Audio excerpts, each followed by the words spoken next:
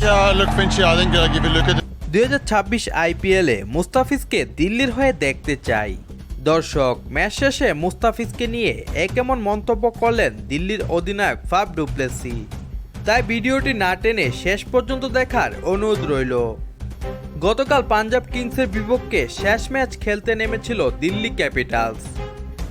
এদিন দিল্লির জার্সিতে মুস্তাফিজের শেষ ম্যাচে নিজের সেরাটা দিয়েছেন। একেবারে নিজের 100% সেরাটা দিয়ে বোলিং করেছেন এদিন মুস্তাফিজুর রহমান।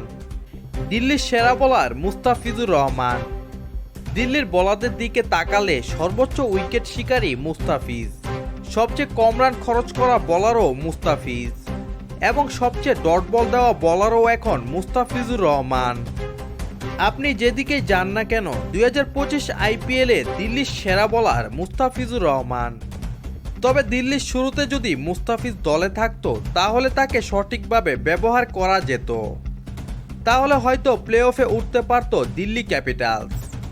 ম্যাচ শেষে মুস্তাফিজকে নিয়ে এমনটাই মন্তব্য করলেন দিল্লির অধিনায়ক ফাফ ডু প্লেসি।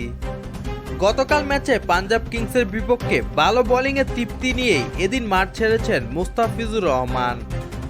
বাংলাদেশের বাঁহাতি পেসার 4 ওভার বল করে 33 রানে নিয়েছেন 3টি উইকেট। এবারে আইপিএলে লিগ পর্বে দিল্লি ক্যাপিটালসের শেষ ম্যাচে নিজেকে মেলে ধরলেন মুস্তাফিজুর রহমান। বাংলাদেশের বাঁহাতি পেসার দারুণ বোলিংয়ে পাঞ্জাব কিংসের বিপক্ষে এদিন 3টি গুরুত্বপূর্ণ উইকেট তুলে নেন।